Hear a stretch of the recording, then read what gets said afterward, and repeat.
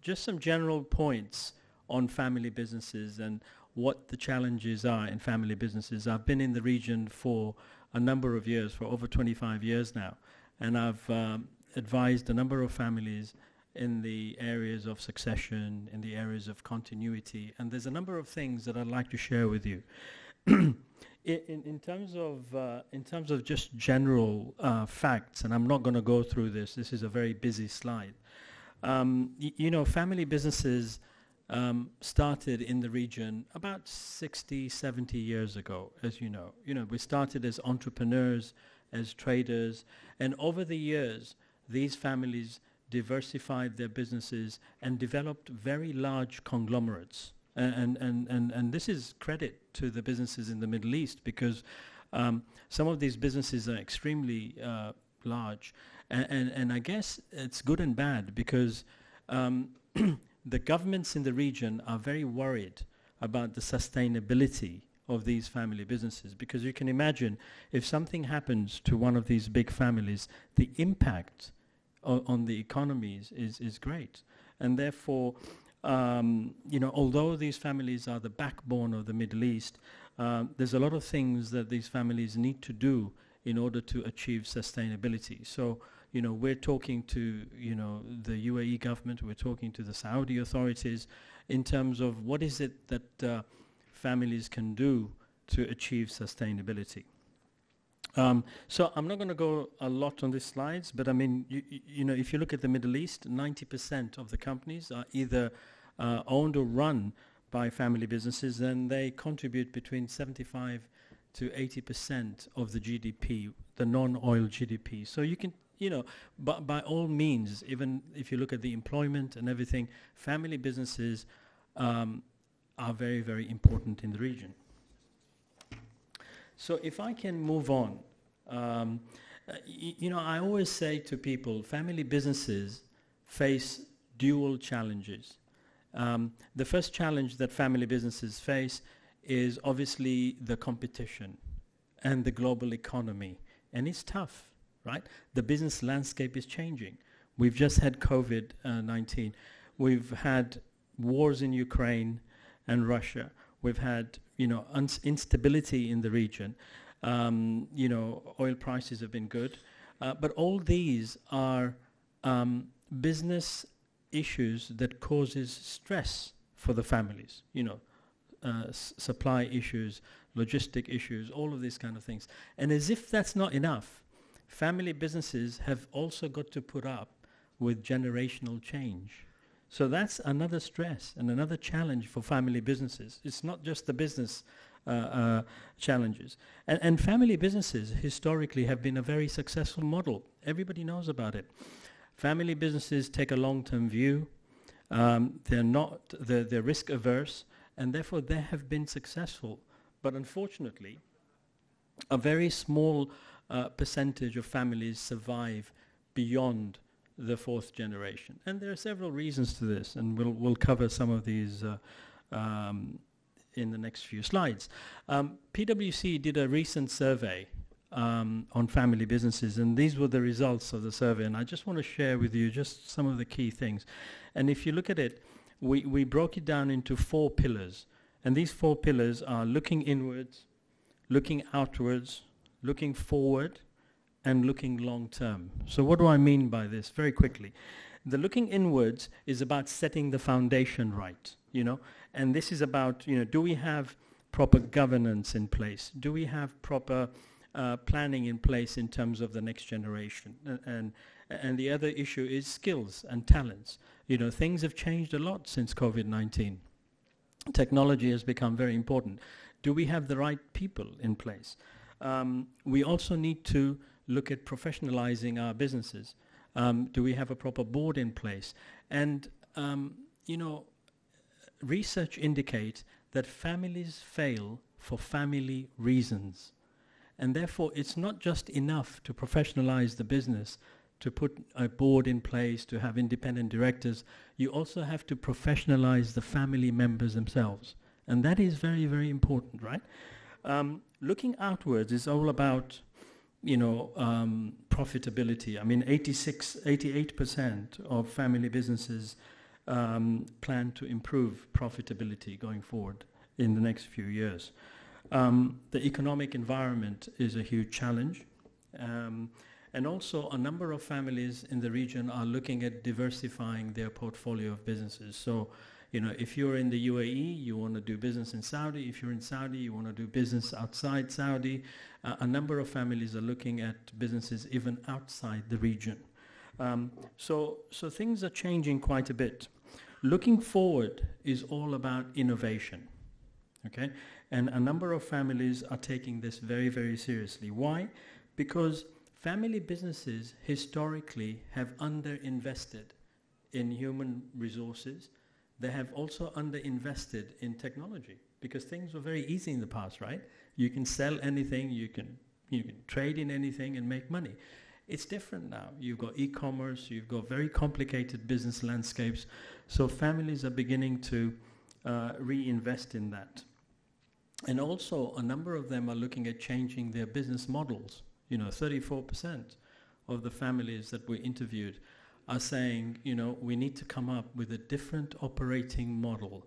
Our business landscape has changed. We're looking at doing other things more efficiently, and therefore that means a change in the business model, which means change in talent, and all of those kind of things. And the last one is looking long term. So this is what is looking long term about? It's about anticipating government regulations. You know, we've got corporate tax in the UAE now. You know, you've got the new laws in Saudi, and hopefully these laws are going to be very, very good. So family businesses that we've interviewed are concerned about changing regulations. And then a number of the family that we interviewed, especially the younger generation, are now more interested in social responsibility and ESG. ESG is no longer something that's good to have. It's now becoming very, very important. A number of the principles that my family business clients deal with are insisting that family businesses operating in the region comply with ESG practices. So that's becoming more important. I'll move on because I haven't got much time. When we talk to family businesses, environmental and social governance, sorry. So this is all about sustainability and all of that.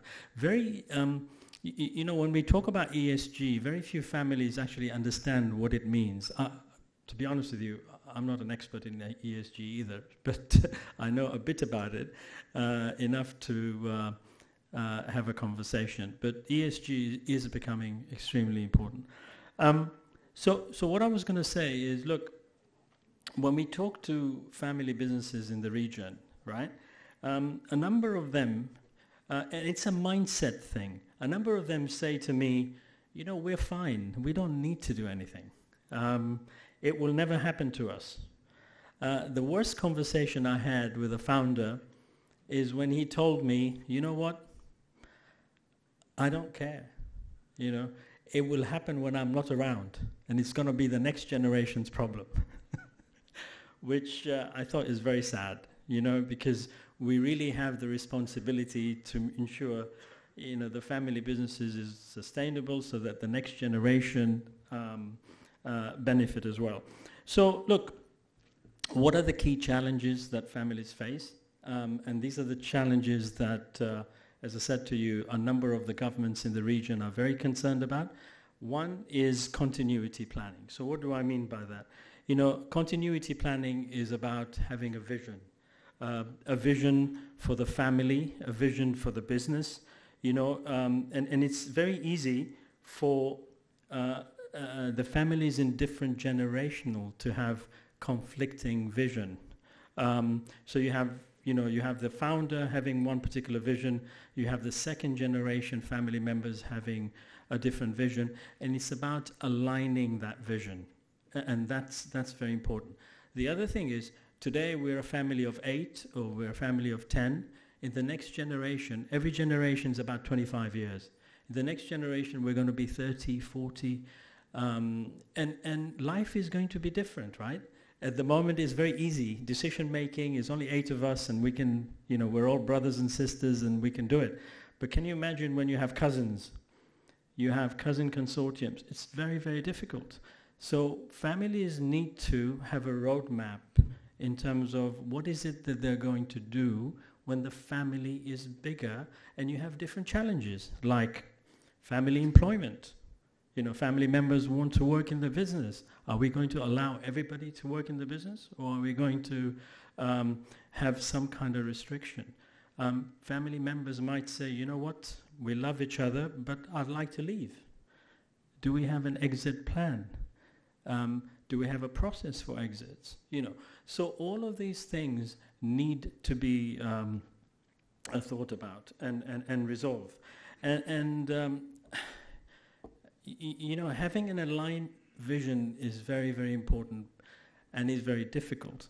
But when you achieve alignment between shareholders, the sky is the limit. I've seen families really, really going forward very, very quickly. I'll give you a quick example. There was a family in Saudi, in fact, they were, I'm just making these numbers up because I don't want you to identify which family I'm talking about. But there were 5 brothers and 3 sisters. And this family is very progressive. They want to do things very, very quickly. However, there was one person in this family, no wife, no children, right? His vision was very different. His vision was, I want as much money as possible because I'd like to spend my time fishing, farming, traveling, and things like that. The vision of the other family was, no, we want to invest. We want to increase shareholder value. We want to limit the amount of dividend. So what happens in this environment? You've got a misalignment, right? You've got a misalignment in vision. To cut a long story short, we had to stop the work to allow this family member to exit because his vision was totally different. And it was done in a very nice way. It was done, and it was good to do it up front, because if you didn't deal with it, things will get worse and worse and worse, and it becomes very, very difficult in the end. So this is all about visioning and about what is it that the family want to do going forward. Succession planning and generational change is really about the transitioning of the family from one generation to another. Okay, this is very, very difficult because if and actually in the next 5 to 10 years, a number of families in the region will go through this. We are a very young family in the region. As I said to you, we're only 65, 70, 80 years old. We're not like the Far Eastern families who are 200-300 years old, or the West, So our families are just in the 2nd generation going into the 3rd generation. So in the next 5 to 10 years, a lot of families will go through a generational change. What does that mean? That means that approximately $1 trillion will change hands from one generation to another. That's a lot of money, right? Now, and that's only in the GCC, okay? Now, if the generational change goes well and it's properly transferred from one generation to another, then you will have stability, you will have employment, the governments will do well, there'll be an increase in GDP. But what if the generational change fails, right? And it's beginning to do that. What will happen is, if this doesn't go well, there'll be fragmentation of businesses. There'll be loss of shareholder value. And this is actually happening. In the UAE, where I'm based, there are at least 8 large families going through some very big stress. And the government has to intervene, because these families are too big to fail. And therefore, you can imagine the problems that causes. Also, the other issue with generational change is that the older generation take a long time to let go. and allow the younger generation to come in. So I've seen a number of cases where the older generation are in their 80s and 90s, and they're still in the business. And their sons and daughters who are in their 60s are already saying to their founders that, look, I want to retire. and their fathers are still running the business. Can you imagine? So letting go is very important. The other issue with the younger generation in the Middle East is because of respect of the founding generation, they don't want to raise the issue of succession. They don't want to raise the issue of governance to the older generation because there is a negative aspect of it. And the negative aspect of it is death, retirement, so nobody wants to raise it. So they keep postponing it. And that's another thing that needs to be sorted out. Finally, sorry, I'm conscious of time. Finally, conflict. Conflict is a killer. Conflict exists in every family. It exists in my family, and I'm sure it exists in in a number of families as well. And conflicts really, we've done some research on conflicts, and we've written a white paper in conflicts. Conflict is a perception in somebody's mind that he or she is unfairly treated. It could be wrong. It could be totally wrong. Why does it arise then? What is the core causes of conflicts? And I think you have another session in conflict later on. But conflict arises because the biggest reason is lack of transparency. You know, we're not transparent with each other. We don't involve the passive members of the family. And when you don't do those things, and when you treat families in an inconsistent manner, there is an implication of unfairness, and that's how it started. These are just one or two of the reasons. But in the Middle East, we're very lucky, by the way. Why are we lucky? Because we have deep respect for the older generation. It's our culture. We respect our fathers. We respect our uncles. When we're in a meeting and an older generation says something, we're not going to challenge them. That's our culture, right? Now, this is fine, but so what's happening at the moment is all the conflicts in the family. Say, for example, a father has 2 wives or 3 wives. There are 3 branches.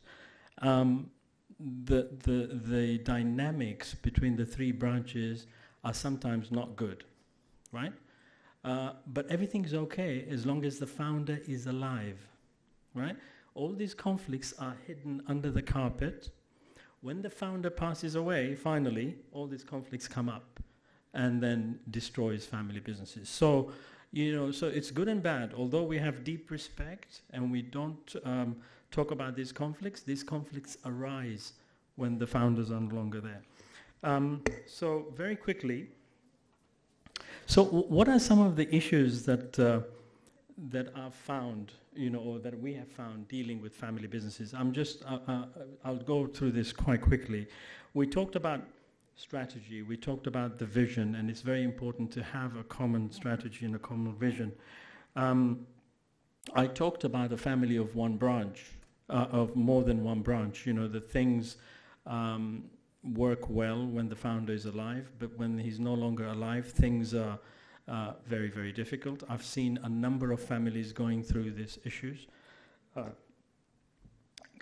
Engaging passive members of the family. So, when you're an active member of the family, you know what's going on, right? You make decisions, you come to the office at 8 o'clock or 9 o'clock, you hire people, you fire people, you know what's going on. But you have a sister or a brother who's passive, a shareholder, passive. And unfortunately, we don't communicate. So the passive don't know what's going on, and nobody wants to tell them what's going on. And that creates an issue because, for example, when it comes to women, I'll just give you an example. I have seen many women in Saudi as well saying to me, you know what, money is not an issue. My husband is richer than my father. So it's not, I don't care about money. What I care about is my brother's talking to me about what's happening in my business. Instead, my driver is telling me that this building, it belongs to your father or to your business. And therefore, it's very sad because then what happens is the in-laws get involved. The in-laws then say, you know what, your brother Khalid, you know, he drives a Ferrari, he travels first class, he's got a flat in Paris, what have you got? You know, and this happens. And that creates a problem. So engaging family members is very, very important. The mentoring and training of next generation. Next generation is a big topic. We don't have enough time to go through it, but believe me, the next generation are confused. Many of them see their fathers fighting with their uncles and they don't know where they stand. Okay, we've just done a next generation survey. It's released yesterday. So if you go into the PwC website, you'll be able to see it. We conducted many interviews worldwide and in the Middle East. So I'm not going to go through that because it's a big topic. What we think should happen is that family businesses should have a strong working relationship with each other. So what I mean by that is it's not enough to say we're brothers and sisters, everything's going to be okay. It's not going to be okay, because it's going to be okay if you're brothers and sisters, but what happens when you're in the next generation, when you're cousins, different mothers, different values? You need to have formal rules which govern your business relationships with each other. And this is, you know, the topic of family protocols, family constitution, all of that kind of thing. 80% of family businesses fail because of lack of leadership. So leadership is very, very important, right? You know, the founders are always great leaders, but then there's a big gap, okay? And so we need to instill leadership in the next generation. And that comes with, you know, a lot of education, a lot of training, and all of that kind of thing. The other issue that I find is the issue of dividends. The issue of dividends causes a lot of conflict, by the way. And the big question is, how much do we pay as dividends and how much do we reinvest in the business? We need to have a balance because a number of shareholders in the region depend on dividends for their lifestyle, you know, especially the passive family members. And therefore, there needs to be a balance. And we need to make people understand why we're paying the level of dividends that we're paying. Many times I've seen dividends being paid, family members not explained properly how the dividend is calculated, and they get into a dispute, right? The other issue is conflicts, obviously resolving conflicts. What families need to do is not to allow conflicts to go outside the business. When conflicts go outside the business, and I've seen this happening, a family member will contact his friend. His friend will suggest to go and speak to a lawyer. And I have nothing against lawyers, but once it goes out in the streets, it's like washing dirty laundry in public, because everybody knows what's going on in your family. That's true. So just quickly, from a business point of view as well, one of the things that we come across is family employment. I have seen so many issues with family employment, and we need to be clear about that. You know, so when a family does well, when a family member does well, everything's fine. He gets a bonus and all of that. What happens if a family member is not doing his job properly? How are you going to then say to that family member, I'm sorry, but you know, you've got to either shape up or shape out? Who's going to give him that message? This is very, very important. So family employment, we need to set up the criteria. There are some families who say no employment for family members in the business. The day-to-day will be done by non-family. I'm not disrespecting confidentiality, because Abdulaziz Al-Subay clearly says this. In his family, in Masik, no family members are allowed to work in the business. They're all in the board of the holding company and in the subsidiary company. And guess what? Massive has made enormous amount of growth in the last 5 years because of that. I'm not saying it's the right thing to do. I'm just saying family employment, if you don't get it right, can create a lot of issues. I'm running out of time. Okay, very quickly then. So this is my last slide. So what should families do, right? So look, I think it's very important to understand the dynamics of the family. You have the family, you have the shareholders, and then you have management. These three pillars need to work in a harmonious state. So there will be active members, there will be passive members, there will be management. We need to make sure that that works in a harmonious state. We also need to apply a proper system of governance. And you know, I'm sure you've heard a lot about this. Families have family constitutions and rules. What I think we should do, and this is not rocket science, I think family members should identify some of the more important rules. And you don't have to get very scientific about it. It's very, very, you know, it can be done in a very logical kind of manner and a very practical manner, because sometimes some consultants will get into too much detail, will confuse the hell out of you, and it's not going to be implemented. So you need to do it in a very practicable kind of way. Strengthen the role of the board. This is very important, right? The business landscape is getting very complicated and very complex, and therefore you need to have the right people on your board, right? Get some independent directors. In a number of families that I've come across, there are only family members on the board, and I've attended these board meetings, and these board meetings last a whole day, and all they talk about is family kind of emotional issues. You know, they don't talk about competition. They don't, you know, because, and all you have to do is to put one or two non-family people on the board, and the conversation changes completely, and therefore that's important. Decision making is very important. You need to clarify, what decisions do owners make? What decisions do shareholders make? What decisions do management make? What decisions do board make? We need to do that. Please engage the young generation early.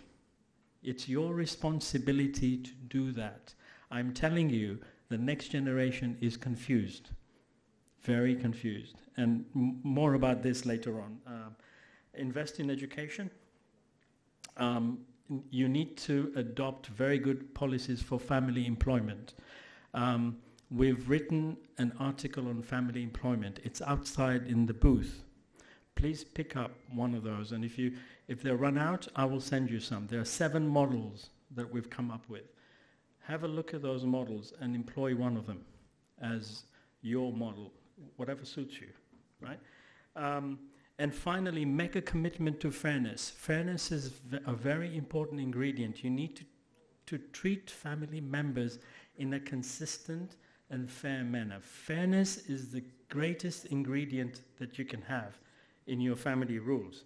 Finally, my last sentence, I promise, is somebody great said this before, one of the founders. He said, to succeed in business, but to fail the family is to fail, right?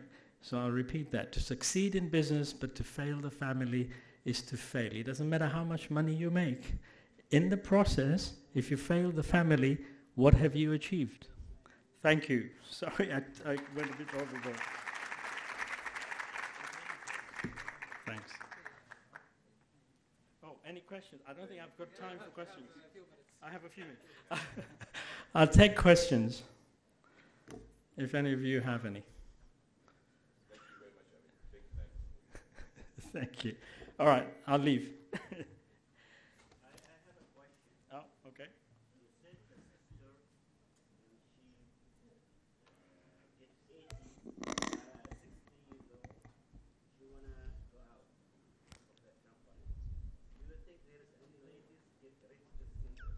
So what I said is that the founders get to their 80s and 90s and they're still involved in the business.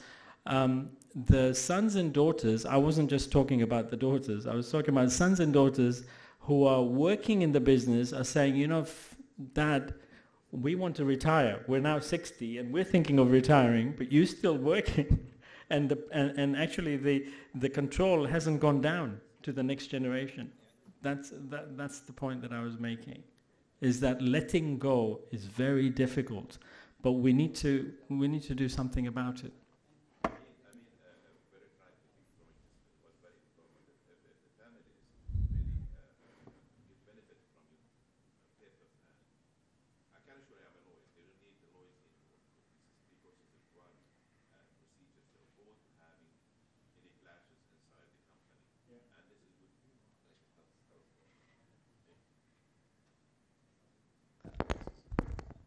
This is a very important session, so if the family, they adopt what you have said, this is very good work, and it takes a long time and experience to come up with those results, and and if they adopt this is what you call education, or educating the family company members.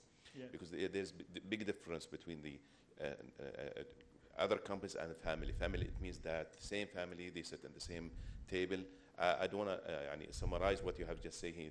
This is very important. Thank you very much, and I hope all the families will get benefit from this. Yeah, no, thank you for that. But the law also plays an important role. I am so happy that the Saudi law, the new law, will actually take into account the fact that family protocols and shareholders agreements can now be legalized. You know, this is a big step, and it will help a lot of these families do the right thing. And the law is important, but don't get that far. Don't get your disputes so that you have to go to law. You just have to look each other in the eye and say, look, we agreed on this, we've written it down, it's been legally implemented, and let's follow it. And it's not rocket science, it's just, general governance issue. Any other questions? Sorry, there was a hand here. Yes.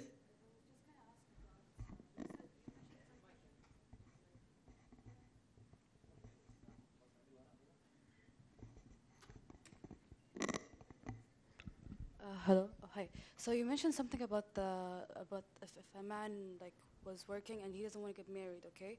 Sorry, say that again. If a man was in the family business and he doesn't want to get married and have children, yes, he wants all the money for himself. Does it also go by way to the woman herself, if she was working in the family business? So I'm not sure I understand your question. The example I gave you is that because he didn't have a wife and kids, right?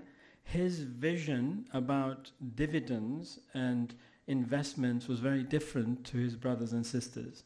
He wanted that the profits of the business be distributed to all of it, rather than reinvesting, because he didn't care about the future. He doesn't have children. He doesn't care about the sustain. He wants to enjoy life today. That's what I meant. And therefore, that vision was very different to the rest of the family, who wanted their kids to benefit, who wanted to... let me just show you... it's gone out. So in one of my slides, which I haven't shown, the biggest difference, this is very important by the way, the biggest difference in family businesses in the West and family businesses in the GCC is the numbers. In the GCC, in the West, families have 2 kids, or 1 kid. In the Middle East, families are big. The numbers are big, right? You have a family with 8, 10 kids, right? What does this mean? This means that in the next generation, family businesses have to grow double digits in profits if the future generation is going to enjoy the same lifestyle as the current generation. It's a numbers game, right? And this is a research that's done by some strategy companies. So the growth agenda is very, very important. So this particular family member who wants his dividends be paid, is basically not consistent with the rest of the shareholders who want to grow the business so that the future generation can benefit. Thank you. Sorry, I'm being shooed away. So thanks very much for listening. Thank you. الحضور الكريم، الآن مع عرض تقديمي لورقة عمل مقدمة من شركة KPMG بعنوان مصادر النزاعات وإدارتها في المنشآت العائلية السعودية، تقدمها الدكتورة هنوف أبو خضير.